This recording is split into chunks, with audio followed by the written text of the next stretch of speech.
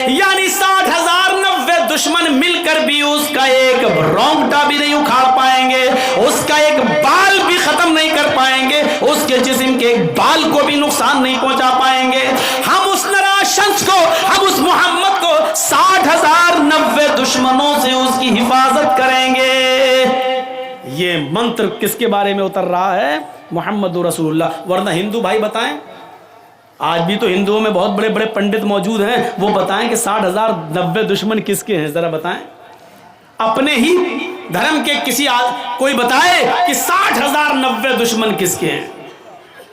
اور اس کے آگے والے منتر نے تو اور اسپشٹ کر دیا، اوسٹرا یس پرواہڑو بدھومنتو دیودشا۔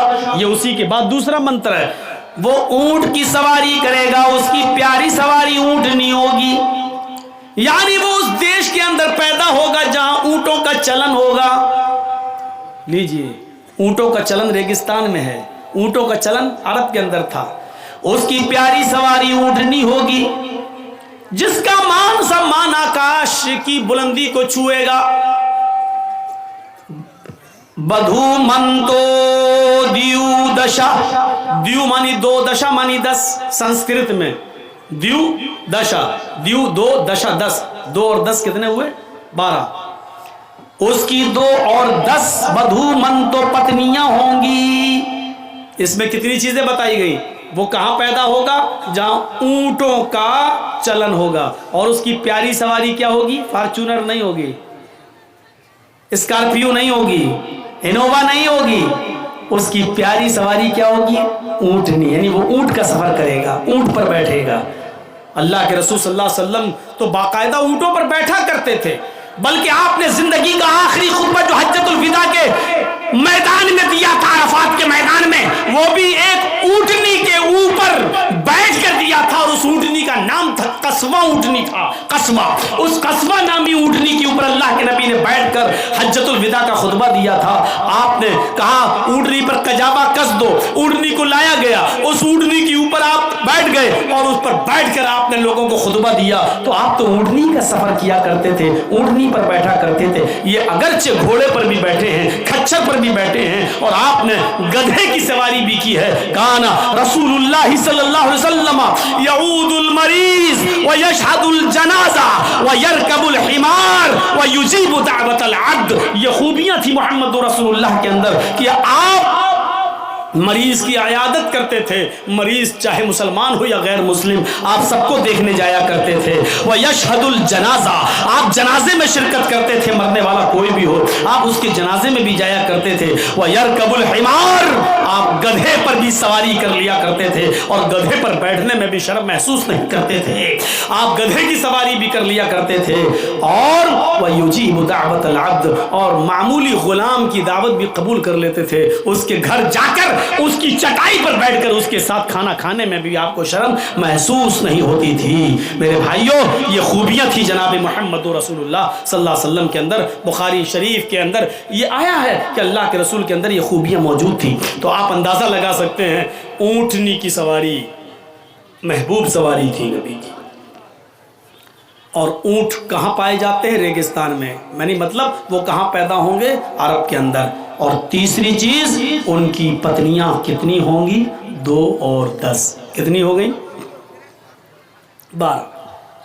12 بیوی والا ڈھونڈ ڈھونڈ کے مر جائیں سب لوگ، کوئی نہیں ملے گا۔ 12 بیوی والا صرف ایک ہی ملے گا، محمد الرسول اللہ۔ ہمارے تھاپا جی بیٹھے ہیں، پوچھئے جیسس کی، عیسیٰ علیہ السلام کی کوئی پتنی تھی؟ نہیں تھی۔ بائبل کے آدھار پر ان کو سولی دے دی گئی، تختے پہ لے جا کر لٹکا کر ان کو ختم کر دیا گیا، لیکن ہمارے قرآن کے مطابق ان کو سولی نہیں دی گئی۔ جب ان کے دشمنوں نے ان کو سولی پر لٹکانا چاہا تو اللہ تعالیٰ نے ان کی شکل کے کسی دوسرے شخص کو وہاں پر پیش کر دیا، اور عیسیٰ علیہ السلام کو زندہ آسمان پر اٹھا لیا۔ وہ قرب قیامت آئیں گے، دوبارہ آئیں گے، کانے دجال کو ختم کریں گے، صلیب کو توڑیں گے۔ یہ قرب قیامت ان کی نشانی بتائی گئی ہے۔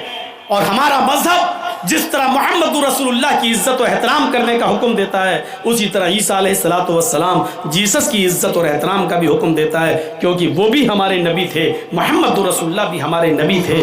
اسلام سارے نبیوں کو کے اوپر ایمان لانے کو ضروری قرار دیتا ہے۔ اگر ہم محمد کو مانتے ہیں، عیسیٰ کو نہیں مانتے ہیں، تو ہم مسلمان نہیں ہو سکتے ہیں۔ میرے پیارے ساتھیوں، ہمارے مذہب کے اندر مسلمان ہونے کے لیے ضروری ہے، اگر آپ محمد کو نبی مانتے ہیں تو عیسیٰ کو بھی آپ کو نبی ماننا پڑے گا، موسیٰ کو بھی پیغمبر ماننا پڑے گا، اور جتنے نبی اللہ تعالیٰ نے بھیجے ان تمام نبیوں پر ایمان لانا پڑے گا۔ میرے پیارے بھائیوں، یہی اسلام کی اساس ہے۔ وہ تفریق بین المذاہب نہیں چاہتا ہے، وہ دنیا کے تمام مذہبوں کے درمیان نفرت نہیں چاہتا ہے، وہ یہ چاہتا ہے کہ اچھی چیز تمہیں جہاں سے ملے لے لو۔ اگر اچھی چیز ہندو دھرم سے مل رہی ہے تو لے لو، عیسائی مذہب سے مل رہی ہے تو لے لو، عیسائیت سے مل رہی ہے تو لے لو، جین دھرم سے مل رہی ہے تو لے لو۔ اچھی چیز جہاں سے ملے وہاں سے لے لو۔ اچھی چیز تمہاری کھوئی ہوئی امانت ہے، اور اچھی چیز کسی کی باپ کی جاگیر نہیں ہوتی ہے، اچھی چیز سب کے لیے ہوتی ہے۔ اچھی چیز تمہیں جہاں سے ملے اس کو لے لو۔ ہر مذہب کے اندر کچھ اچھائیاں ہوتی ہیں، آپ کو لے لیجئے، قرآن اس سے منع نہیں کرتا ہے، اسلام اس سے نہیں روکتا ہے۔ وہ عیسیٰ علیہ السلام شادی نہیں کیے، اور آ جائیے سلیمان علیہ السلام، ان کی 99 بیویوں کا ذکر حدیث میں ملتا ہے۔ کتنی بیویاں تھیں؟ 99۔ داؤد علیہ السلام کے پاس کتنی بیویاں تھیں؟ 1000۔ 99 والے ہیں، 1000 بیویوں والے ہیں۔ ابراہیم علیہ السلام کی 2 بیویوں کا ذکر ملتا ہے، سارہ اور ہاجرہ۔ بعض روایتوں میں 3 کا بھی ملتا ہے کہ ان کی 3 بیویاں تھیں۔ چلیے 2 مانو یا 3 مانو، 2 اور 3 بیوی والا ذکر ملتا ہے۔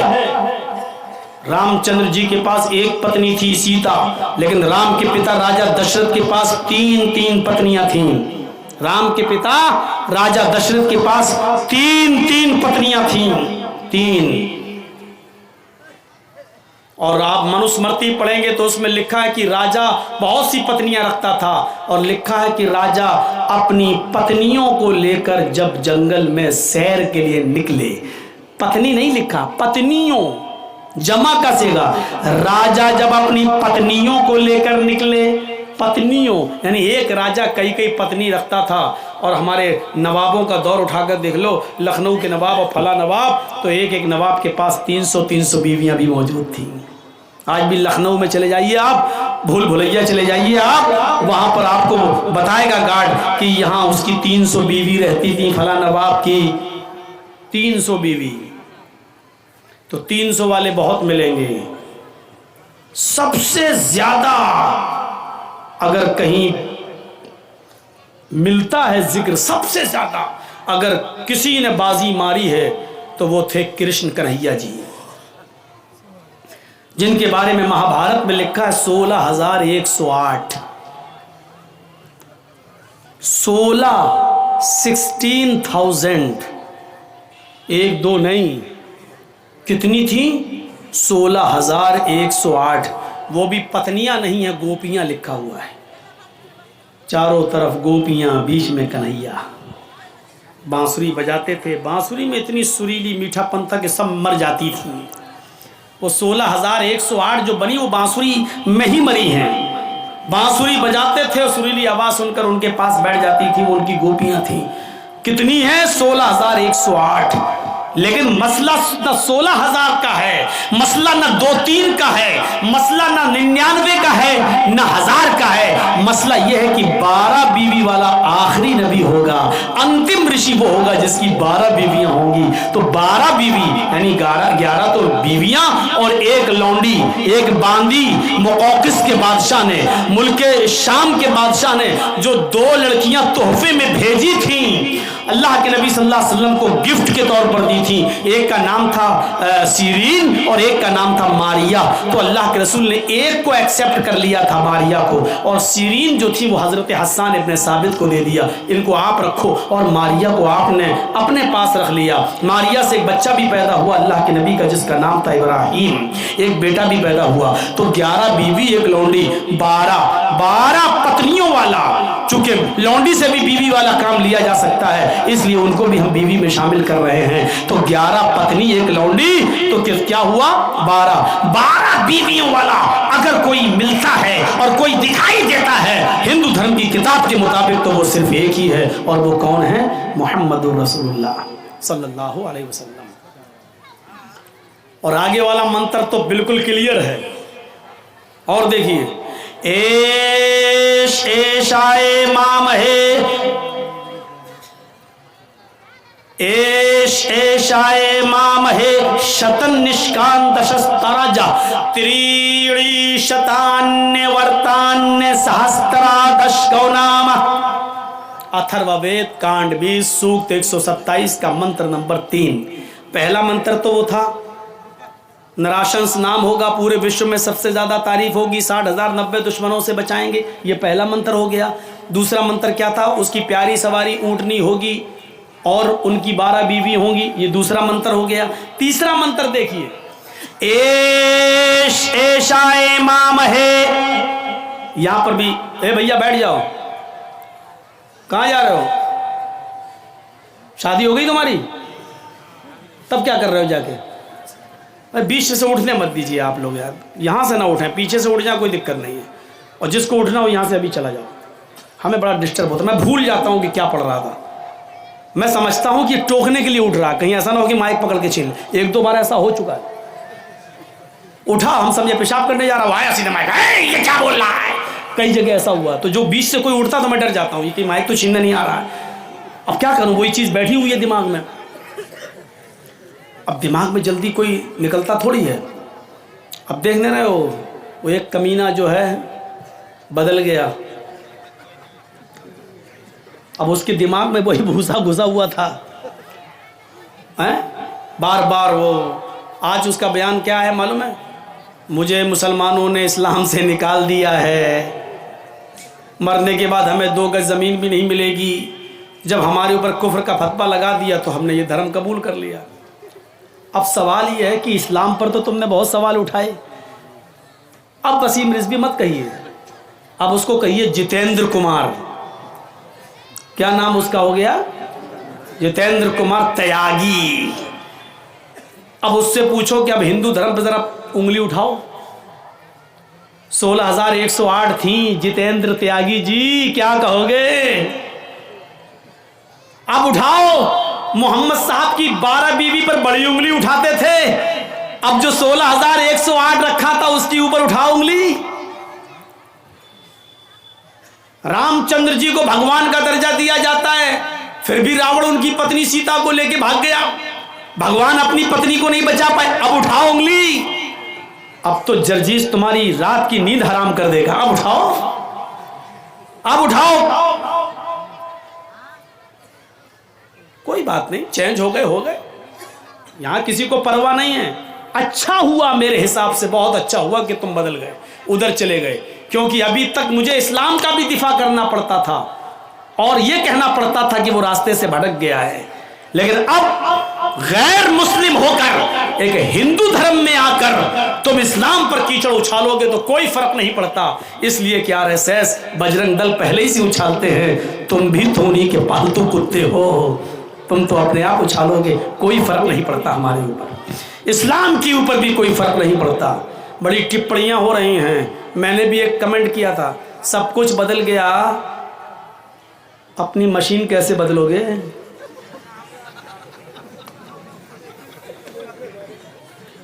वो भी तो बदलो। मोदी जी उसको चाहिए कि अमेरिका भेजकर उसका खतना खत्म करवाएं, क्योंकि इंडिया में तो कोई ऐसी सर्जरी है नहीं कि जिससे खतना खत्म हो जाए। वो बीच वाली मशीन से जिंदगी भर मुसलमान ही रहेगा। वो अलग बात है कि उसका कुछ भी हो, कहीं भी चला जाए किसी भी, लेकिन मिडिल में जब वो कभी पेशाब करने जाएगा तो कहेगा कमबख्त यही चीज़ तो और कहीं बदल गई होती तो अच्छा होता।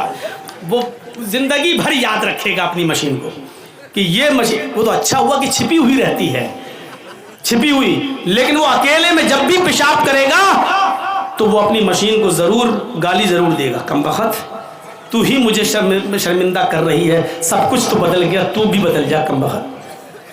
ہو سکتا ہے اس دھرم میں بڑے بڑے چمتکاری بابا موجود ہیں، ہو سکتا ہے کہ یہ بھی بدلنا ہے۔ ہم تو مشورہ دیں گے رضوی صاحب کسی ہاسپٹل میں جا کے اس بیچ والی چیز کو ختم کرا دیجئے اور بیچ والے ہی بن جائیے، وہ سب سے اچھا مشورہ ہے میرا، کیونکہ یہ بیچ والی چیز تمہیں زندگی بھر جینے نہیں دے گی، جینے نہیں دے گی، یہی تمہیں للکارتی رہے گی۔ جب پیشاب کرے گا، پوجا کرے گا، ہون کرے گا، ہوم بھو بھروا سو سب کچھ کرے گا، لیکن جب پیشاب کرنے جائے گا کہے گا کم بخت تو ہی مجھے شرمندہ کر رہی ہے، یہیں سے میں مسلمان نہیں، یہیں سے میں ہندو نہیں ہوں، یہیں سے میں تیاگی نہیں ہوں، یہیں سے میں یہ نہیں ہوں۔ یہ چیز اس کو زندگی بھر لعنت بھیجتی رہے گی، کہیں نہ کہیں تو چھاپ ابھی باقی ہے۔ تو اب زندگی جس کے دماغ میں جو گھسا ہوتا ہے وہی، تو یہاں سے بیچ سے مت اٹھیے۔ میرے بھی دماغ میں وہی گھسا ہوا، حیدرآباد وغیرہ میں ایک دفعہ ایسا ہوا، بیچ میں ایک آدمی آیا، میں سمجھا کہیں جا رہا، اٹھایا بند کر اپنا ہے کیا ہوا، اٹھایا، چلی کرسیاں، مائک پھینکے گئے، یہ ہوا، انڈے چلے، ٹماٹر پھینکے گئے، بہت کچھ ہوا ہمارے ساتھ ہماری زندگی میں۔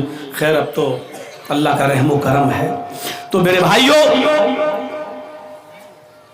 تیسرے اس منتر پہ غور کیجیے، ایش، ایش آئے، ایش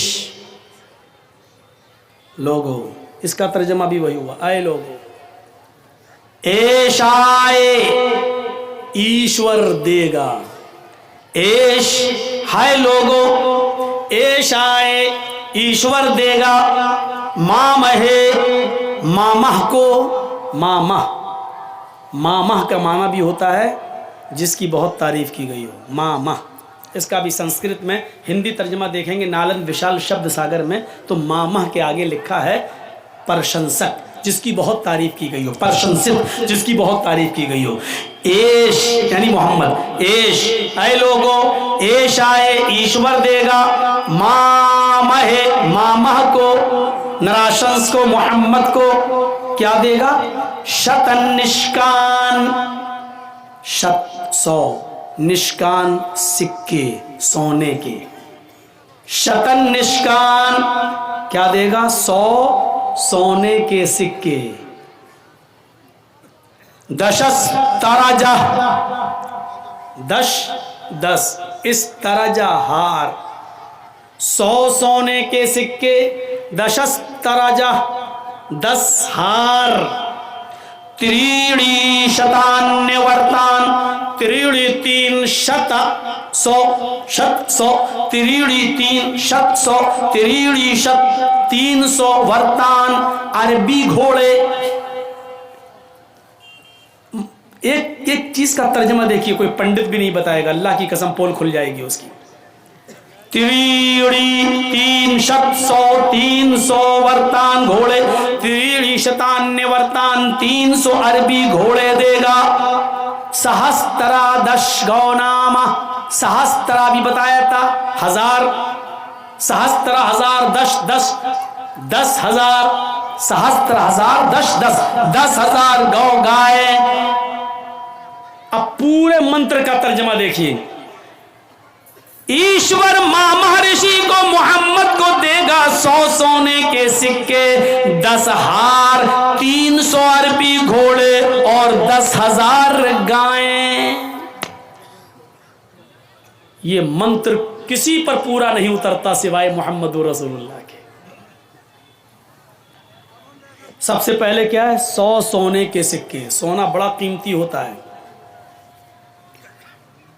جب آپ کا بچہ MBBS میں ایڈمیشن لینا چاہے اور تھوڑے سے انک سے فیل ہو جائے اور 50 لاکھ روپیہ مانگا جا رہا ہو کہ دے دیجئے آپ کے بچے کو MBBS میں ایڈمیشن ہو جائے گا، تو آپ ایسے موقع پر اپنا سونا تک بیچ دیتے ہیں اپنے بچے کے پڑھانے کے لیے۔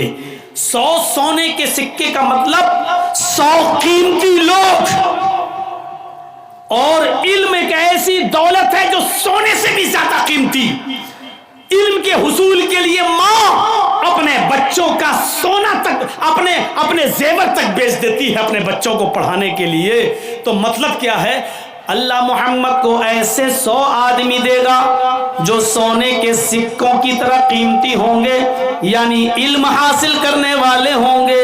محمد رسول اللہ کے ان 100 صحابہ کی طرف اشارہ ہے جو مدینے کے مسجد نبوی کے باہر ایک چبوترا بناتا اور اس چبوترے پر بیٹھ کر وہ علم حاصل کیا کرتے تھے۔ میرے بھائیوں، جن کو اصحاب صفہ کے نام سے یاد کیا جاتا ہے، جو علم دین حاصل کیا کرتے تھے، جو پڑھا کرتے تھے، ان کی تعداد 110 11 12 116 کے ارد گرد تھی۔ اس لیے اتھرو وید کے اندر لگ بھگ آیا ہے کہ ایشور ماما رشی کو دے گا لگ بھگ 100 سونے کے سکے۔ لگ بھگ کا مطلب یہ ہوتا ہے کہ کچھ زیادہ یا کچھ کم۔ تو میرے بھائیوں، 100 سونے کے سکوں سے مراد اصحاب صفہ 100 وہ صحابہ مراد ہیں جو نبی اکرم سے علم حاصل کیا کرتے تھے، اور انہوں نے علم حاصل کرنے کے لیے اپنی زمین و جائیداد بھی نچھاور کر دی تھی، اپنے ماں باپ کو بھی قربان کر دیا تھا، بھائی نے بھائی کو چھوڑا تھا،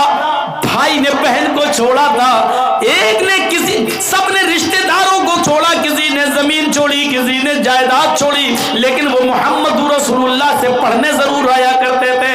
یہ تعداد ان کی اسی 100 کے ارد گرد گھومتی ہے۔ شتن نشکان اللہ ماما کو دے گا 100 سونے کے سکے، 10 ہار عورتیں گلے میں پہنتی ہیں، اور آپ نے دیکھا ہوگا کہ لاکٹ پر، ہار پہ جو اتنا سا لاکٹ ہوتا ہے نیچے، جو اس پر عورتیں پیار میں نام لکھ لیتی ہیں اور اپنے پتی کے نام کا پہلا اکشر، جیسے کسی کا نام جمیل ہے تو جے بنا لیا، کسی کا نام کریم ہے تو کے بنا لیا، کسی کا نام آصف ہے تو اے بنا لیا، اور اس کو پہنے ہوئے گلے میں لٹکا لیتی ہیں، یعنی میرا پتی میرے دل کے قریب ہے۔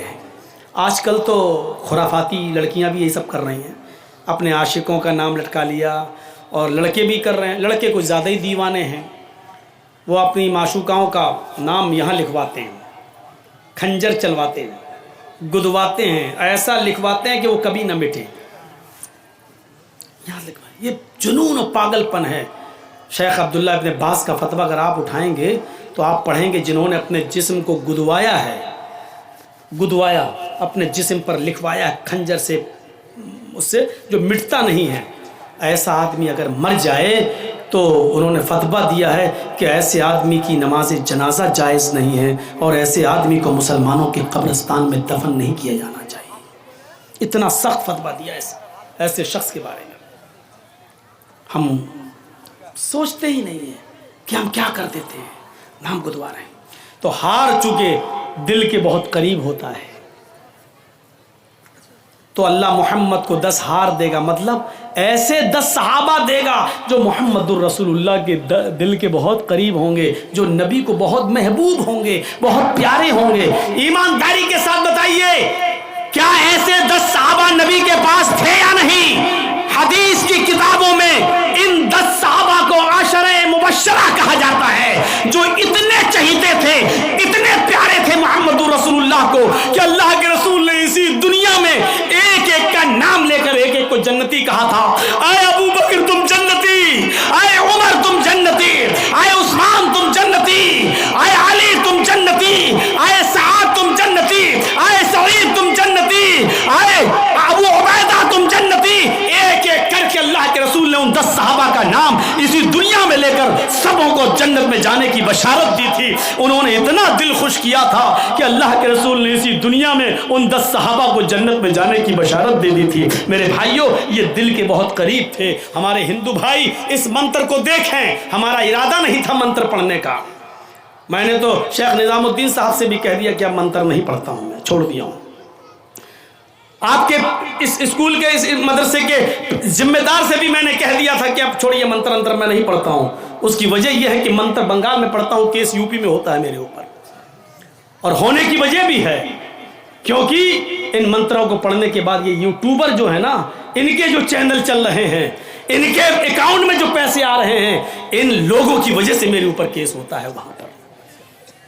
ابھی ہم نے کرشن جی کے بارے میں بولا 16,108 بیوی، اب جانتے ہو اس میں کوئی نہ کوئی حرامی چینل والا ہے، اتنا حرامی ہوگا وہ اس کو کٹنگ کر کے ڈالے گا، کرشن کنہیا کی رنگ ریلیاں، اس طریقے سے وہ ہیڈنگ بنا کے ڈالے گا، اور اس پر وہ لوگ بگڑ کے ہمارے اوپر کیس کر دیتے ہیں کہ دیکھیے ہمارے کرشن جی کو ایسا، کون آدمی اپنے بزرگ کو اور اپنے جس کو بھگوان کا درجہ دیتا ہے اس کی برائی سن لے گا؟ بتائیے آپ، وسیم رضوی کی آپ سن پا رہے ہیں؟ جب آپ کے اندر یہ کلیجہ نہیں ہے تو دوسرے کے اندر بھی یہ کلیجہ نہیں ہے کہ وہ اپنے بھگوان کے بارے میں اس طریقے کا وہ سوچے، اور آپ لوگوں کی وجہ سے یہ کیس ہمارے اوپر ہوتے ہیں، اس طریقے سے کٹنگ کر کے یوٹیوب پہ ڈالتے ہیں۔ میرا اگر بس چلے نا تو ان کو کبھی گھسنے نہ دوں میں، لیکن جلسہ کمیٹی والوں کے آگے میری بھی نہیں چلتی ہے۔ یہ لوگ اجازت دیتے چلاؤ صاحب، آ جاؤ یہاں پر، یو پی کے اندر مجال ہے کسی نے کوئی ڈال دے ہمارے بارے میں، سب جانتے کہ جرجیت صاحب، ارے ہم جب سیف رہیں گے تو آپ کے چینل بھی چلیں گے، جب ہم ہی سیف نہیں رہیں گے تو آپ کے چینل کیا چلیں گے؟ اس طریقے سے کٹنگ کر کے ڈالتے ہیں۔ اب دیکھیے گا کیا کر کے ڈالیں گے۔ اب ہو سکتا نہ ڈالیں کیونکہ میں نے کہہ دیا، اگر نہ کہا ہوتا تو یہی ڈالتے، کرشن کنہیا کی رنگ ریلیاں، کرشن کنہیا کی عیاشی، اس طریقے سے ہیڈنگ بنا کے ڈالتے۔ آپ کو کیا ضرورت ہے؟ آپ اسلامی باتیں ڈالیے، اس کی ہیڈنگ اچھی بنائیے، محمد رسول اللہ کا مقام و مرتبہ، بھائی مولانا جرجیس انصاری ہیں، آپ ڈالیے نبی اکرم صلی اللہ علیہ وسلم کی فضیلت، بھائی مولانا محمد جرجیس، آپ یہ ڈالیے۔ کیا ضرورت ہندو دھرم میں، یہ کیا ضرورت ہے یہ سب ڈالنے کی؟ مودی کو ڈال دیا، مجھے ڈال دیا، ارے کیوں ایسے دو ٹکوں کے لوگوں کے سامنے ہمارے تصویر دیتے ہیں؟ یہ آج ہیں کل نہیں رہیں گے، جلسے آج بھی ہو رہے ہیں کل بھی ہوں گے، ان کی اوقات نہیں ہے۔ راحت اندوری نے کہا تھا کرایہ دار ہیں، ذاتی مقام تھوڑی ہے۔ یہ آج ہیں جو آج صاحب مسند ہیں، کل نہیں ہوں گے، کرایہ دار ہیں، ذاتی مکان تھوڑی ہے، اور 100 سال کے بعد ہم زندہ نہیں رہیں گے۔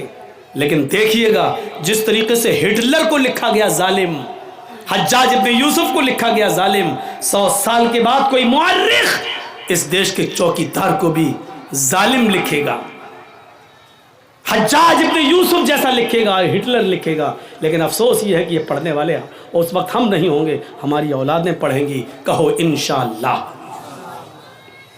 حکومت و سلطنت، اب دیکھیے گا، اب اس کو بھی کاٹ کے چھانٹیں گے، مولانا نے مودی کو کہا ہے ہٹلر، اب بی جے پی والے ادھر کیس کر دیں گے۔ تو اس لیے ہم نے منتروں کو پڑھنا چھوڑ دیا ہے، اپنے آپ کو بھی بچانا ضروری ہے۔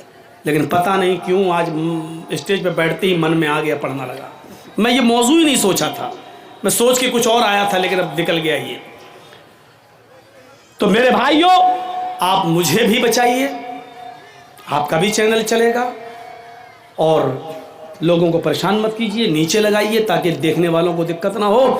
آپ ہمیں کوآپریٹ کریں گے، پبلک آپ کو بھی کوآپریٹ کرے گی۔ آپ جب نظر انداز کریں گے تو ہمیں بھی غصہ آئے گا، پھر ہم لگنے نہیں دیں گے، اور ظاہر ہے ہم کھڑے ہو جائیں، جب تک یہ نہیں ہٹے گا ہم نہیں بولیں گے، کمیٹی والوں کو ہٹانا پڑے گا، پبلک کی گالی کون سنے گا؟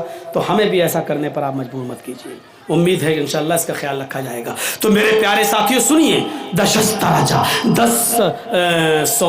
100 سونے کے سکے 10 ہار، ہار سے مراد کیا ہے سمجھ لیا؟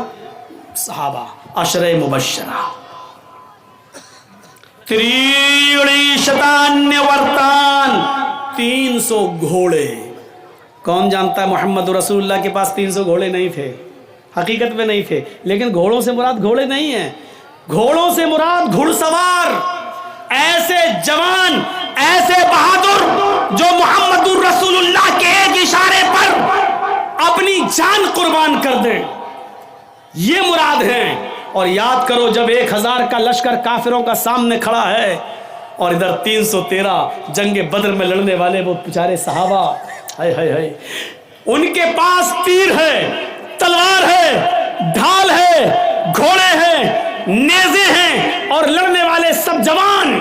محمد کے سپاہیوں پہ نظر ڈالو، بوڑھا بھی ہے، جوان بھی ہے، کچھ چھوٹے بھی ہیں، جب سب کو گنا گیا تو 313۔ ادھر سب کچھ ہے، ادھر ایک ایک پورے جنگ بدر میں صحابہ کی زندگی پر نظر ڈالیں تو 313 صحابہ کے پاس صرف 2 گھوڑے، ایک کے پاس ایک بھی نہیں، ایک کے پاس دو چار پانچ لوگوں کے پاس بھی ایک نہیں، صرف 2 گھوڑے، کسی صحابی کے پاس 3 ہے لیکن چھوڑنے کے لیے کمان نہیں ہے، تلوار ہے کسی کے پاس تو دشمن کی تلوار سے بچنے کے لیے ڈھال نہیں، کسی کے پاس گھوڑا ہے تو گھوڑے کو چلانے کے لیے لگام نہیں، اس پہ چڑھنے کے لیے زین نہیں۔ ایسی بے بسی، ایسی مایوسی، ایسی پریشان کن حالت، لیکن نبی نے کہا کہ لڑنا ہے تو 313 صحابہ ان 1000 کا مقابلہ کرنے کے لیے چلے گئے۔ یہ 313 سے مراد، یہ 300 عربی گھوڑوں سے مراد وہ 300۔ آپ لوگ سب بیٹھے رہیے گا، اٹھیے گا نہیں، آپ جلدی سے چلوائیے تو میں کہہ رہا ہوں بیٹھیے تو یہ اٹھ کے جا رہا ہے، دیکھیے اس کو لگتا ہے سگریٹ پینا ہے کیا۔ اٹھیں گے تو ڈسٹرب ہو جائے گا، تھوڑا سا بیٹھیے، 1-2 منتر اور پڑھیں گے ہم۔ ہاں ہو رہا ہے، لائٹ جل رہی، ہمیں آپ دکھائی دے رہے ہیں، آپ بس سنتے رہیے۔ تو میرے بھائیوں، کیا تھا ان کے پاس؟ ایمان۔ ایسے جانثار صحابہ نبی کے، یقین مانیے نہ 1000 دیکھا، نہ تلواریں دیکھی، نہ نیزے دیکھے، دیکھا تو کیا دیکھا؟ محمد رسول اللہ کا حکم ہے، لڑنا ہے، چلے گئے اور اپنی جان کو جوخم میں ڈال دیا۔ کون کہتا ہے کہ جنگیں توپوں سے ہوتی ہیں؟ کون کہتا ہے کہ جنگیں ہتھیاروں سے ہوتی ہیں؟ کون کہتا ہے کہ جنگیں آج کل کے آدھونک اڑو اور اسٹر شستر سے ہوتی ہے؟ نہیں، جنگیں حوصلوں سے ہوتی ہیں، جنگیں ایمانی طاقت سے ہوتی ہیں۔ دیکھ لیجئے جن کے پاس سب کچھ تھا، ہتھیار، تیر، تلوار، سب کچھ، لیکن وہ 313 صحابہ کا مقابلہ نہیں کر سکے۔ 70 کافر مارے گئے اور 70 ہی قید کر دیے گئے، قید کر کے لائے گئے۔ اتنی دیر تو نہیں لگانا چاہیے جنریٹر والے کو بھائی۔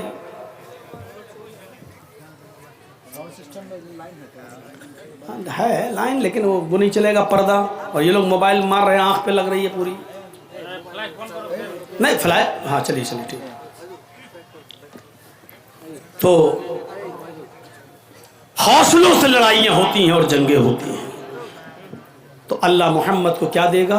300 عربی گھوڑے، یعنی 313 جنگ بدر میں لڑنے والے صحابہ۔ آخری چیز اس منتر کی، سہسترا دشگونامہ 10,000 گائیں دے گا۔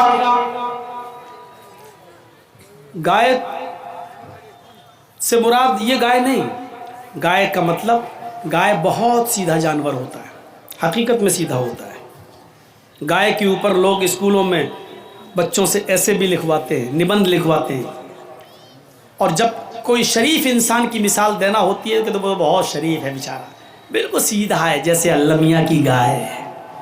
لوگ مثال دیتے ہیں، ارے وہ تو اللہ میاں کی گائے ہے۔ گائے کا مطلب بہت سیدھا۔ اللہ محمد کو ماما کو 10,000 گائیں دے گا، مطلب اتنے سیدھے لوگ دے گا کہ جو محمد رسول اللہ کتنے آگیاکاری ہوں گے کہ نبی اگر ایک حکم دے دیں گے تو وہ مان لیں گے۔ جب محمد رسول اللہ نے مکہ فتح کیا تو آپ کو معلوم ہوگا جب مکے میں داخل ہوئے تو آپ کے ساتھ 10,000 صحابہ کرام کی ایک تعداد تھی۔ 10,000 صحابہ کرام مکے کے اندر داخل ہوتے ہیں۔ محمد رسول اللہ صلی اللہ علیہ وسلم مکے میں داخل ہونے کے بعد، مکے کو اپنے کنٹرول میں لینے کے بعد، مکے پر اپنا نینترن جمانے کے بعد، مکے پر قبضہ کرنے کے بعد، مکے کو اپنے ہاتھ میں لینے کے بعد، آپ سب سے پہلے خانہ کعبہ میں گھستے ہیں۔ خانہ کعبہ میں گھستے ہی سب سے پہلے وہاں رکھی ہوئی 360 مورتیوں کو ہٹاتے ہیں۔ الرحیق المختوم پڑھیے شیخ صفی الرحمن مبارک پوری رحمت اللہ علیہ کی۔ آپ نے حضرت علی کا کاندھا چوائس کیا، حضرت علی علی نے اللہ کے نبی کو اپنے کاندھے کے اوپر سوار کر لیا. نبی اکرم کے ہاتھ میں چھڑی تھی. اللہ کے نبی خانہ کعبہ میں گھس جاتے ہیں اور جہاں 360 بت رکھے ہوئے تھے وہاں سے ایک ایک بت کو ہٹاتے جاتے, ایک ایک بت کو چھڑی سے مارتے جاتے. وہ بت زمین پر گرتا جاتا, ٹوٹتا جاتا. ایک ایک بت کو گراتے جاتے اور یہ کہتے جاتے ہیں جاء الحق وزهق الباطل ان الباطل کان زہوقا. حق آ گیا اور باطل مٹ گیا اور باطل کو تو مٹنا ہی تھا. حق آ گیا اور باطل مٹ گیا اور باطل کو تو مٹنا ہی تھا. میرے پیارے بھائیوں, یہ تھا جناب محمد رسول اللہ صلی اللہ علیہ وسلم کا سب سے پہلا کام. جب آپ نے خانہ کعبہ سے ان بتوں کو صاف کر دیا ہے اور خانہ کعبہ کو پاک کر دیا, رب کی توحید قائم ہو گئی, تو وہاں آپ نے پہلے 2 رکعت نماز پڑھی اور نماز پڑھنے کے بعد جب آپ صحابہ کرام کے ساتھ خانہ کعبہ سے باہر نکلتے ہیں, کافر ڈرے ہوئے. حضرت سعد کی زبان سے یہ جملہ نکل گیا, اے کافرو آج تیار ہو جاؤ تمہیں مارا جائے گا. اے کافرو تیار ہو جاؤ مرنے اور کٹنے کے لیے. تم نے ہمیں مارا, تم نے ہمیں مکے سے نکالا, ہماری زمین و جائیداد سے ہمیں بے دخل کیا, ہمارے بچوں کو تم نے قتل کیا, تم نے بہت ظلم کیے. آج انتقام کے لیے تیار ہو جاؤ. جنہوں نے ہمارے بچوں کو مارا, ہمارے بڑوں کو مارا, آج ہم ان کو بھی قتل کریں گے. تیار ہو جاؤ قتل ہونے کے لیے. حضرت سعد کی زبان سے جملہ نکل گیا الیوم یوم الملحمہ. آج کا دن تو ٹکڑے ٹکڑے کر دینے کا دن ہے. ملحمہ لحم سے بنا ہے. آج کا دن تو گوشت کے ٹکڑے ٹکڑے کر دینے کا دن ہے. آج کا دن تو بوٹیاں بوٹیاں کر دینے کا دن ہے. آج کا دن تو مارنے اور کاٹنے کا دن ہے. اے کافرو آج ہم تمہیں کاٹیں گے. اللہ کے نبی دوسری طرف بیٹھے ہیں, وہ کہتے نہیں نہیں اے کافرو تمہیں ڈرنے کی ضرورت نہیں ہے. سعد غلط بول رہے ہیں. آج کا دن کوئی ٹکڑے ٹکڑے کر دینے کا دن نہیں ہے. آج کا دن کسی کو قتل کر دینے کا دن نہیں ہے. آج ہم کسی کو نہیں ماریں گے, بل الیوم یوم المرحمہ. آج کا دن تو رحم و کرم کا دن ہے. آج کا دن تو عفو درگزری کا دن ہے. آج کا دن تو ایک دوسرے کو معاف کرنے کا دن ہے. آج کا دن تو ایک دوسرے کو گلے لگانے کا دن ہے. نہیں نہیں تم بے فکر رہو, تم اسی مکے میں رہو گے, تمہیں کوئی نہیں مارے گا. ہاں لیکن اپنے جرموں کی معافی مانگ لو. مجھے پتا چلنا چاہیے کہ کس نے کیا ظلم کیا تھا, کیا جرم کیا تھا. آؤ آؤ مجھ سے معافی مانگو, میں تم سب کو معاف کرنے کے لیے تیار ہوں. ایک آیا, میں نے یہ جرم کیا, آپ نے کہا جاؤ میں نے تمہیں معاف کر دیا. دوسرا, میں نے فلاں کو قتل کیا, جاؤ میں نے تمہیں بھی معاف کیا. ایک اور شخص آتا ہے, آپ نے کہا تم نے کیا کیا؟ کہنے لگا محمد اگر نہ سنے تو بہتر ہوگا. نہیں نہیں مجھے بتاؤ, آج میں سننا چاہتا ہوں. کہا اے اللہ کے نبی آپ کی بیٹی زینب اونٹنی پر سوار تھی, ان کے پیٹ میں حمل تھا, آپ مدینے میں تھے اور آپ کے داماد علی آپ کی بیٹی کو مدینے کی طرف لے کر جا رہے تھے. بیٹی زینب کے پیٹ میں بچہ تھا. میں نے تیر اونٹنی کو مار کر زخمی کرنا چاہا, لیکن غلطی سے وہ تیر زینب کے پیٹ میں لگ گیا تھا. زینب کا پیٹ پھٹ گیا تھا, اس کے پیٹ کا بچہ زمین پر گر گیا تھا. اور اسی حال میں علی اپنی سالی کو, آپ کی بیٹی زینب کو مدینے لائے. پیٹ کا بچہ ضائع ہو چکا تھا. جب زینب کو ہوش آیا اور اس کو پتا چلا کہ میرے پیٹ کا بچہ نہ رہا, تو آپ کی بیٹی زینب اس صدمے کو برداشت نہ کر سکی, ان کا انتقال ہو گیا. اے اللہ کے نبی میں آپ کی بیٹی زینب کا قاتل ہوں. اللہ کے نبی کی آنکھوں میں آنسو آ گئے. فرمایا ہبار میری بیٹی کی یاد دلا دیا آج تو نے. میں نے ہی اپنے ان ہاتھوں میں اپنی بیٹی کو دم توڑتے ہوئے دیکھا ہے. میں نے ان ہاتھوں میں اپنی بیٹی کو لیا اور اس کی آخری سانسیں اسی حال میں نکلی کہ اس کو صدمہ تھا کہ میرے پیٹ کا بچہ ضائع ہو گیا. لیکن اے ہبار میں وعدہ کر چکا ہوں کہ کسی سے کوئی بدلہ نہیں لیا جائے گا. او میری بیٹی کے قاتل, او میری بیٹی زینب کے قاتل, جا اے ہبار جا جا ہبار, میں نے تجھ کو بھی معاف کر دیا. اے ہبار میں نے تیرا خون بھی بخش دیا. اے ہبار جا میری آنکھوں کے سامنے سے ہٹ جا, میں نے تجھے بھی چھوڑ دیا. اسی محفل میں معافی مانگنے والی ایک عورت آتی ہے, نام ہے اس کا ہندا. آپ تو مجھے جانتے ہی ہیں. آپ نے کہا تم ہندا ہو؟ ہاں. آئے ہندا تیرا جرم تو بہت بڑا ہے. میرے چچا حمزہ کا تو نے پیٹ پھاڑا. میرے چچا حمزہ کے قتل کے بعد تو نے اس کی ناک کاٹی, تو نے اس کا کان کاٹا, تو نے میرے چچا حمزہ کی زبان کاٹی, اور ان تینوں میں دھاگا ڈال کر تو نے اس کا ہار بنا کر اپنے گلے میں پہنا. میری چچا کی لاش کا تو نے مسئلہ کیا ہے. تو نے میرے چچا حمزہ کی زبان کاٹی, ناک کاٹی, کان کاٹا اور اس کا ہار بنا کر اپنے گلے میں پہنا. اس پر بھی تیرا کلیجہ ٹھنڈا نہ ہوا تو تو نے میرے چچا کا پیٹ پھاڑا, پیٹ سے کلیجہ نکالا, اس کلیجے کو کاٹا اور اپنے دانتوں سے نوچا اور اس کلیجے کو تو نے دانتوں سے چبایا. جب تیرے دل نے اس کو حلق کے اندر, پیٹ کے اندر لے جانا گوارا نہ کیا تو اپنے دانتوں سے کچا چبا کر تو نے زمین کے اوپر تھوک دیا. اے ہندا تو نے میرے چچا کے ساتھ اتنا بھیانک اور خطرناک سلوک کیا, لیکن میں آج تجھ سے بھی بدلہ نہ لوں گا. اے ہندا جا, میں نے تجھے بھی معاف کر دیا. اے ہندا لیکن ایک گزارش ہے, میرے سامنے مت آنا, میں بھی انسان ہوں, میرے پاس بھی دل ہے. جب تو میرے سامنے آئے گی تو مجھے اپنے چچا کی لاش یاد آ جائے گی. جب تو میرے سامنے آئے گی تو مجھے اپنے چچا کا یہ مسئلہ کیا ہوا, یہ بگڑا ہوا اور ان کی لاش کے ساتھ یہ سلوک جو تو نے کیا وہ میرے سامنے آ جائے گا. اے ہندا آئندہ میرے نظروں کے سامنے مت آنا. اے ہندا جب تو میری آنکھوں کے سامنے آئے گی تو مجھے میرے چچا کی یاد آ جائے گی. یہ کہہ کر آپ نے ہندا کو بھی معاف کر دیا. یہ الگ بات ہے کہ ہندا بعد میں اسلام لے آتی ہے. میرے پیارے ساتھیوں, آپ نے ایک ایک کر کے سب کو معاف کر دیا. جب اللہ کے نبی یہ کہہ رہے تھے کہ آج میں کسی سے انتقام نہیں لوں گا, تو یہ 10,000 صحابہ اتنے سیدھے تھے کہ خاموش ہو کر کہنے لگے آپ کا فیصلہ سراخوں پر, جو آپ نے فیصلہ کر دیا وہ مجھے تسلیم ہے, جو آپ نے فیصلہ کر دیا وہ مجھے قبول ہے. میرے اپنے ماں باپ کا, میں اپنے بیٹوں کا, اپنی اولاد کا میں بھی بدلہ نہ لوں گا. میرے بھائیوں, 10,000 گائے سے مراد ایسے 10,000 صحابہ جو نبی اکرم پر اپنی جان نچھاور کریں گے اور ان کے حکم کے آگے اپنے سر تسلیم خم کر لیں گے. یہ 10,000 گائے سے مراد یہ ہے.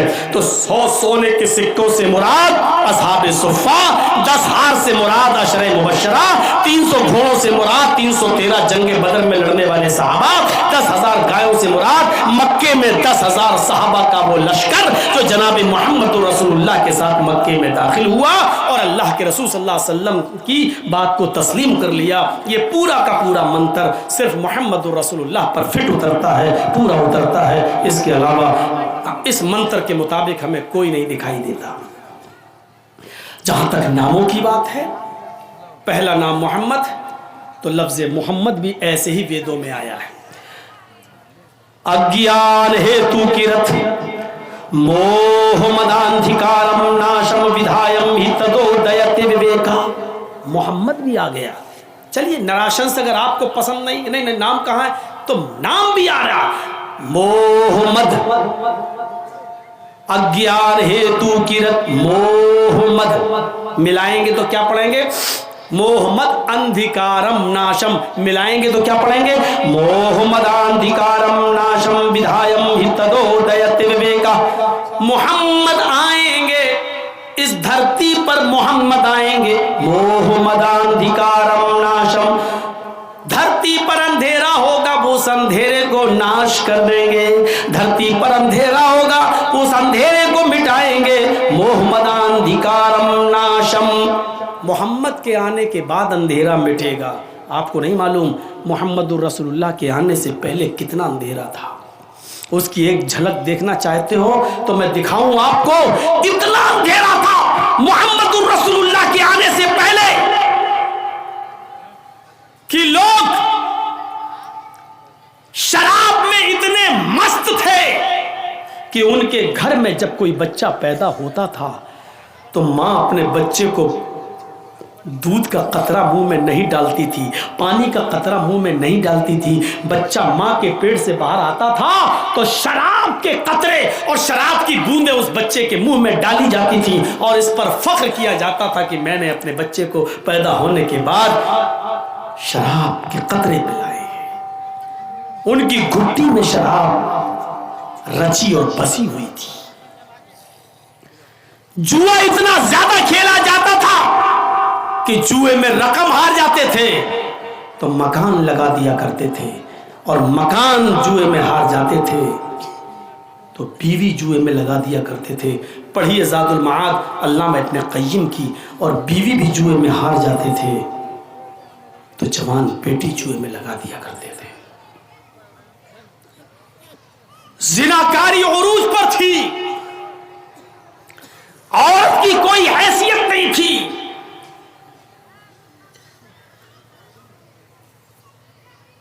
بچی کے پیدا ہونے کے بعد ظالم باپ 4 سال تک بچی کو اپنے گھر میں پالتا تھا، 4 سال تک پوستا تھا، بڑا کرتا تھا، اور 4 سال کی ہو جانے کے بعد بیوی سے کہتا تھا کہ بچی اب 4 سال کی ہو گئی ہے، اب اس کو ہم دفن کریں گے۔ ماں کو حکم دیتا تھا بیوی کو نہلاؤ دھلاؤ۔ ماں روتے ہوئے اپنی بچی کو نہلاتی تھی، کپڑے پہناتی تھی۔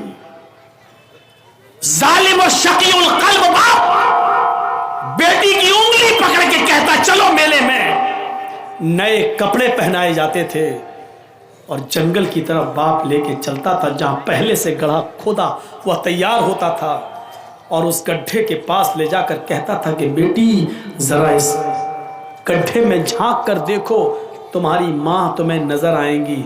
بچی جنگل میں اپنی ماں کا چہرہ دیکھنے کے لیے اس گڈھے میں جھانکتی، پیچھے سے شقی القلب کسائی باپ بچی کو دھکا دے دیتا اور وہ قبر کے اندر گڈھے میں گر جاتی۔ پھر یہ مٹی ڈالتا، جہاں تک ہو سکتا وہ ننھے منھے ہاتھوں سے مٹی ہٹاتی، لیکن شقی القلب باپ کا دل نہیں پسیجتا۔ وہ چیختی چلاتی لیکن اس کا دل موم نہیں ہوتا، پورا کا پورا مٹی سے پاٹ دیتا، اور اس وقت تک قبر کے پاس گڈھے کے پاس کھڑا رہتا جب تک اس بچی کی آخری سانس نہیں نکل جاتی اور وہ رو رو کر مر نہیں جاتی، تب تک وہ نہیں آتا۔ اور مر جانے کے بعد پھر اپنی قوم میں آتا، شراب کی بوتل اٹھا کر ہنستے ہوئے فخر کے ساتھ کہتا کہ آج میں نے اپنی بیٹی کو دفن کر دیا۔ اس سے زیادہ شقی اور قلبی کیا ہوگی؟ اس سے زیادہ اندھکار کیا ہوگا؟ اس سے زیادہ اندھیرا کیا ہوگا؟ آج بھی بچے مارے جاتے ہیں ماں کے پیٹ میں۔ الٹرا ساؤنڈ پہ چیک کرایا گیا، بتایا لڑکی ہے۔ صاحب 3 لڑکیاں پہلے سے، 4تھی بھی لڑکی؟ نہیں صاحب ایبارشن کرا دو۔ لکھا ہے ہاسپٹل میں یہاں بھروڑ کی لنگ کی جانچ نہیں کی جاتی ہے، یہ اپرادھ ہے، لکھا ہوتا ہے ہاسپٹلز میں، لیکن پسے پردہ سارے کام ہو رہے ہیں۔ کیا کالج میں پڑھنے والے لڑکے اور لڑکیوں کے ساتھ ہونے والی غلطیوں پر جب کالج کی لڑکیوں کا حمل ٹھہر جاتا ہے تو کیا ان کا ایبارشن نہیں ہو رہا ہے؟ کیا وہ بچے نہیں گرائے جا رہے ہیں؟ کیا حمل ساقط نہیں ہو رہے ہیں؟ سب کچھ ہو رہا ہے پسے پردہ، سب کچھ ہو رہا ہے پسے پردہ، پیٹھ کے پیچھے، سامنے نہ صحیح لیکن سارے ہاسپٹل میں ہو رہا ہے۔ بچے گرائے جا رہے ہیں، ناجائز بچے تو چھوڑو، جائز بچے بھی گرائے جا رہے ہیں۔ 3 لڑکیاں ہیں، 4تھی بھی پیٹ میں بچی ہے، نہیں صاحب ڈاکٹر صاحب گرا دو۔ یاد رکھنا، جتنے لوگ بیٹھے ہو سن لو، اگر کسی نے یہ جرم کیا ہے اور اپنی بیوی سے کروایا ہے یا اپنے بچے کا حمل ساقط کروایا ہے، ابھی جاؤ توبہ کرو، گڑگڑاؤ رب کے سامنے، اس کو رحم آ جائے تو اللہ تعالیٰ معاف بھی کر سکتا ہے، غفور الرحیم ہے وہ، ورنہ جرم بہت بڑا ہے۔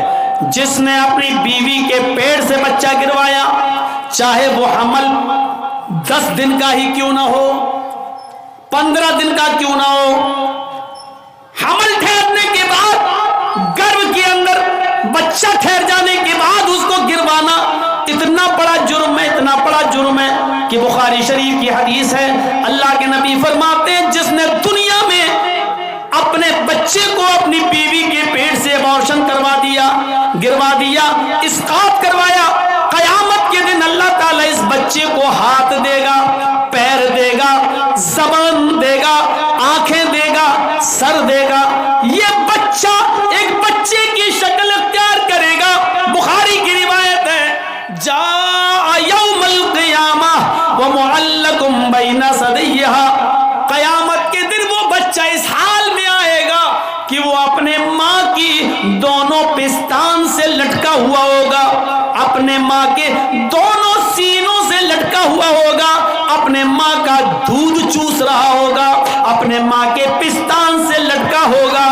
अल्लाह कहेगा, आए बच्चे तुझे भी कुछ कहना है। अल्लाह उस बच्चे को ज़बान देगा, यकूल, वो बच्चा अपने माँ की पिस्तान छोड़ेगा, फिर ऊपर देखेगा, कहेगा यकूल या रब्बी हाज़िही उम्मी क़तलतनी, अल्लाह ये मेरी माँ है जिसके पिस्तान से मैं लटका हूँ, अल्लाह ये मेरी माँ है जिसका मैं दूध पी रहा हूँ, अल्लाह ये मेरी माँ है जिसके सीने से आज मैं लगा हूँ, अल्लाह ये मेरी माँ है जिसने दुनिया में मुझे मार डाला था, अल्लाह ये मेरी माँ है जिसने दुनिया में मुझे कत्ल कर दिया था, अल्लाह ये मेरी माँ है जिसने दुनिया में मुझे जीने नहीं दिया, मुझे दुनिया में आने नहीं दिया, अल्लाह ये मेरी माँ है जिसने दुनिया में मुझे भुला दिया था, मेरा कत्ल कर दिया था, मेरा मर्डर कर दिया था, अल्लाह ये दुनिया में मेरी ना हुई, आज आखिरत में तू इसका मत बन, आज आखिरत में तू इसका मत हो। ऐ अल्लाह तू मेरी माँ को जहन्नम में डाल दे, अल्लाह मेरी माँ को जहन्नम में फेंक दे, मेरी माँ से मुझे कोई हमदर्दी नहीं है, ये दुनिया में मेरी ना हुई, आज तू इसका ना हो। कयामत के दिन ये बच्चा अपनी माँ को जहन्नम में ले जाएगा। अल्लाह रब्बुल आलमीन इस बच्चे को तो नहीं, लेकिन उसकी माँ को अपने बच्चे, इस बच्चे के कहने पर जहन्नम में डाल देगा। जिस माँ ने दुनिया में अबॉर्शन करा के अपने बच्चे को गिराया है, तुम अपने हलाल बच्चे गिरा देती हो, अपने शौहर के बच्चे गिरा देती हो, सिर्फ इसलिए कि वो लड़की है। इस्लाम ने तो हराम औलाद को भी गिराने की इजाजत नहीं दी है। उस वाक़े को नहीं पढ़ा जो अल्लाह के रसूल के पास एक औरत आती है और कहती है, इन्नी क़द असब्तुल हद्द या रसूल अल्लाह, अल्लाह के नबी मैं हद को पहुंच चुकी हूं और मुझे पाक कर दो। अल्लाह के नबी ने कहा ठीक है इसको ले जाओ संसार कर दो। कहने लगी मेरे पेट में बच्चा है। आपने कहा फिर तुझे अभी संसार नहीं किया जाएगा, जाओ जब बच्चा पैदा हो जाए तब आना। बच्चे को लेकर आई का अब तो पैदा हो चुका है। आपने कहा इस बच्चे के होंठों में तेरा दूध लगा हुआ है, मतलब इस बच्चे को तेरे दूध की जरूरत है, जब तक वो तेरा दूध पिएगा तुझे कत्ल नहीं किया जाएगा, जब वो तेरा दूध छोड़ दे और रोटी खाने लगे तब तुझे कत्ल किया जाएगा। इस्लाम तो हराम औलाद गिराने की इजाजत नहीं देता, तुम तो अपने हलाल औलाद गिरा देती हो। कयामत के दिन ये औरतें बहुत सख्त अजाब में मुब्तला होंगी जिन्होंने दुनिया में अपने बच्चों को गिरवाया है। हमल ठहरने के बाद चाहे वो एक दिन का ही क्यों ना हो, हमल ठहर गया, रिपोर्ट में आ गया कि हमल ठहर गया, अब आप बच्चे को नहीं गिरा सकते हैं, एबॉर्शन नहीं करा सकते हैं। वो अलग बात है कि कोई मुसीबत हो जाए और माँ या बच्चे में से किसी एक को बचाना पड़े, तो ऐसी सूरत में तो फिर माँ की जान बचाई जाएगी। वो मजबूरी की एक अलग कंडीशन है, लेकिन बगैर किसी मजबूरी के सिर्फ इसलिए कि 3-4 बेटियां पहले से, ये चौथी भी मेरी बेटी, हम जहेज कहाँ से लाएंगे, नहीं गिरा दो, अब नहीं चाहिए मुझे, सिर्फ इसलिए गिरा देती हो तो अजाब की मुस्तहिक होगी, अजाब की मुस्तहिक। तो मेरे भाइयों हमें बचना चाहिए। ये अंधेरा था अरब के अंदर कि लड़कियों को जिंदा दफन कर दिया जाता था। शादी जानते हो कैसे होती थी? शादियों का रवाज बहुत बुरा था। एक लड़का किसी लड़की से शादी करके लाता था। पढ़िए बुखारी किताबुन निकाह, जमाने जाहिलियत की निकाह पर नजर डालिए।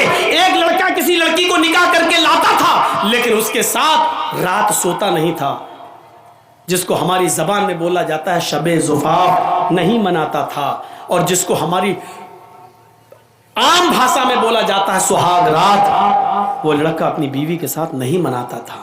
शादी करके लाया, विदा करके लाया, रुखसती करके लाया, घर में लाया, लेकिन नहीं मिलता था, बल्कि वो लड़का, वो पति, वो दूल्हा अपनी बीवी को अपने दोस्त के हवाले कर देता था और कहता था कि लो जाओ तुम इसके साथ और इसकी शर्मगाह हासिल करो, यानी इसके साथ जिना करो। और जब उसके दोस्त से یہ بیوی حاملہ ہو جاتی تھی، یہ لڑکی حاملہ ہو جاتی تھی، تب پتہ چلتا تھا حاملہ ہو گئی، تب یہ اصلی پتی جاتا تھا اور اپنے دوست سے اپنی بیوی کو لے کر آتا تھا، اور ایسا اس لیے کیا جاتا تھا تاکہ بچہ نیک پیدا ہو۔ بتائیے، ان کے ہاں نیک بچہ پیدا ہونے کا یہ تصور تھا کہ جب تک شوہر شادی کے بعد اپنی بیوی کو کسی دوست کے بستر پہ نہ بھیج دے اور اس سے حمل نہ ٹھہر جائے، تب تک اس بیوی کو اپنی بیوی کی طرح نہیں اپنایا جا سکتا ہے، اس سے ملا نہیں جا سکتا ہے۔ اور یہ اس سماج میں اس لیے ایسا کیا جاتا ہو کہ اس سے بچہ شریف پیدا ہو، تو وہاں کی شرافت آپ سمجھ سکتے ہیں۔ جیسے ہمارے ملک میں ایک دھرم ایسا بھی ہے جس کے بڑے بڑے گرو ننگے رہتے ہیں، مارکیٹ میں ننگے گھومتے ہیں اور عورتیں ان کے پیچھے پیچھے گھومتی ہیں، اور ایک جگہ جب وہ بابا بیٹھ جاتا ہے تو اس کے اوپر سر پہ دودھ ڈالتی ہیں۔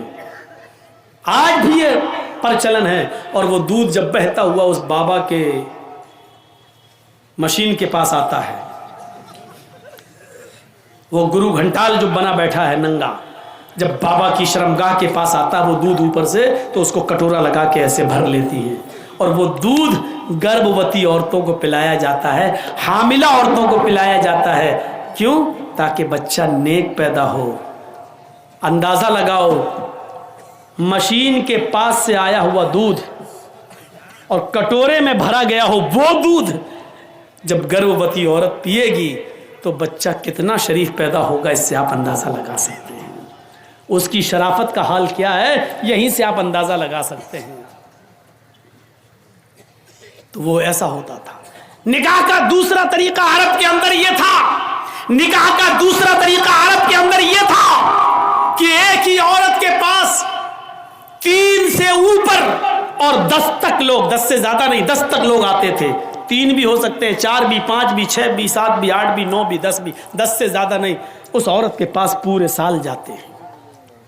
جب بچہ پیدا ہوتا تو وہ ان 10 کو، جتنے لوگ اس کے پاس آئے، وہ سبوں کو بلاتی اور کہتی کہ تمہارا معاملہ تو معلوم ہے، تم بھی ہمارے پاس آئے، تم بھی ہمارے پاس آئے، تم نے بھی ہم سے ملاقات کی، تم نے بھی ہم بستری کی، تم نے بھی ہمارے جسم سے کھلواڑ کیا، سب تمہیں تو معلوم ہے نا۔ سب کہتے ہاں۔ مجال نہیں تھی کہ نہ آئے کوئی، آنا پڑتا تھا، یہ سماج کا نیم تھا، آنا پڑتا۔ جتنے لوگوں نے اس عورت کے ساتھ جمع کیا، ہم بستری کی، زنا کیا، سب آتے۔ وہ عورت کہتی اب یہ بچہ پیدا ہوا ہے، سب خاموش بیٹھے رہتے۔ اس عورت کو اختیار ہوتا، وہ بچہ اٹھاتی اور ان لوگوں میں سے جتنے لوگوں نے اس کے ساتھ زنا کیا، اپنا بچہ جس کی گود میں ڈال دیتی۔ یہ اس کی بیوی مان لی جاتی، وہ اس کا پتی مان لیا جاتا، اور اس کا بچہ وہی مان لیا جاتا جس کی گود میں ڈال دیا یہ اسی کا بچہ ہے۔ یہ شادی کا دوسرا طریقہ تھا عرب کے اندر۔ بس تیسرا طریقہ اور سن لو۔ تیسرا طریقہ یہ تھا کہ گنتی کی کوئی تعداد نہیں تھی، عورت اپنے گھر میں ہری جھنڈیاں لگا لیا کرتی تھی۔ ہری جھنڈی کا مطلب پورے سال جو ان کے پاس آنا چاہے، یہ اس علاقے میں طوائف میں شمار نہیں ہوتی تھی، لیکن کام طوائف والا تھا۔ پورے سال آنے والے کسی آدمی کو منع نہیں کرتی تھی۔ 9 مہینے 10 مہینے کے بعد جب اس عورت کی کوکھ سے بچہ پیدا ہوتا تو جتنے لوگ اس سے ملے سب کو بلاتی، اور مجال نہیں کہ کوئی نہ آئے، سب کو آنا پڑتا، سب کو لائن سے بٹھا دیتی۔ خانہ کعبہ جو پہلے ان کے ہاتھ میں تھا، وہاں قیافہ شناس کو بلایا جاتا، وہ آتا اور اس سے کہا جاتا کہ اس بچے کی شکل دیکھو، ان لوگوں میں سے کس سے سب سے زیادہ مل رہی ہے۔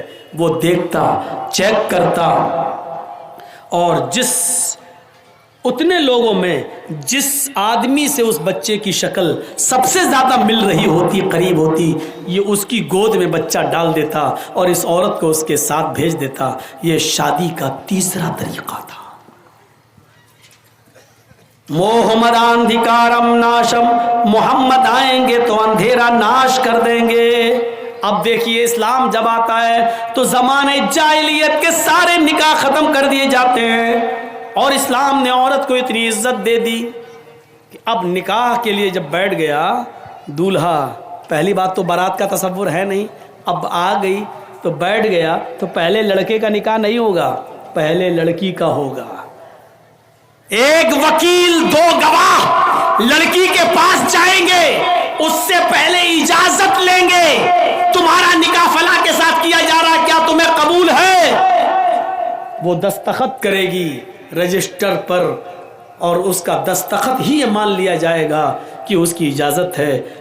फिर उसके बाद लड़के का निकाह। ये इस्लाम ने औरत को इज्जत दी है। ज़बरदस्ती कोई किसी लड़की के साथ निकाह नहीं कर सकता है। कुछ जाहिल लोग ऐसे होते हैं, लड़की का निकाह करने गए तो वहाँ कहते हैं हाँ बेटा फलां के साथ तुम्हारा निकाह हो रहा है, तुमने कबूल किया? वो बैठी है बेचारी शर्म की वजह से, और ये ज़बरदस्ती अरे बोलो बेटा किया, वो शर्मा रही है। अब बार बार कहलवा रहे हैं बोलो किया। अब वो बैठी है बेचारी, अब उसकी सहेलियां भी उससे कह रही हैं ए बोल दे हाँ हाँ बोल दे। अरे जाहिलो, जिंदगी भर जाहिल ही रहोगे, पागल रहो। जब हदीस में है इज़्नुहा सिमातुहा, उसकी खामोशी ही उसकी इजाजत है, तो क्यों जबरदस्ती उससे कहलवा रहे हो? कुंवारी है, बाकिरा है, गैर शादीशुदा है, उसका जबान से बोलना जरूरी नहीं है। एक बार आप उससे पूछिए कि फला फला के साथ तुम्हारा निकाह किया जा रहा है, क्या तुम उस लड़के के साथ निकाह तुम्हें कबूल है? बस एक बार उससे पूछिए, वो खामोश हो जाती है, वही उसकी इजाजत हो गई। मत पूछवाओ जबरदस्ती। वो खामोश रहती है तो समझ लो कि वो राजी है। शर्मीली होती हैं लड़कियां, नहीं बोलेंगी जल्दी, इसलिए बुलवाओ नहीं जबरदस्ती। वो खामोश है, समझ लो कि उसने इजाजत दे दी, रजिस्टर बढ़ाओ और कह दो कि दस्तखत कर दो। पढ़ी लिखी है तो दस्तखत कर दे, नहीं पढ़ी लिखी है तो अंगूठा लगा दे, हो गया निकाह, उसकी इजाजत हो गई। उसका जबान से कहना जरूरी नहीं है। फिर लड़के के पास आइए और लड़के का निकाह पढ़ाइए। इस्लाम ने ये इजाजत, ये इज्जत दी है लड़की को। लड़के वाले को पैगाम भेजना पड़ेगा लड़की वाले के पास। आजकल तो लुट्टस हो रही है। लड़कियों के माँ बाप पहले ही हाँ ये लड़का अच्छा है, उनके माँ बाप से बात कर रहे हैं, ठीक है भाई मेरी बेटी आपके लड़के के साथ निकाह। लड़कियां वाले आज जा रहे हैं, जबकि लड़की वालों को हक, ठीक है जा रहे हैं, मैं मना नहीं कर रहा हूं, इजाजत है, जा सकते हैं, लेकिन इस्लाम लड़के वालों को हुक्म देता है कि वो लड़की के इससे रिश्ता मांगे, लड़की के माँ बाप के पास जाएं, उनसे लड़की तलब करें। इज़ा खतब इलैकुम मन तर्ज़ौना दीनहु व खुलक़हु, आए लड़कियों के माँ बाप, लड़कियों वालों, जब तुम्हारे पास किसी लड़के का पैगाम निकाह के लिए आए, तुम्हारी बेटी से शादी के लिए आए, और उस लड़के का अखलाक तुम्हें पसंद हो, उस लड़के की दीनदारी तुम्हें पसंद हो, फज़व्विजू, तो अपनी बेटी का निकाह उस लड़के के साथ कर दो।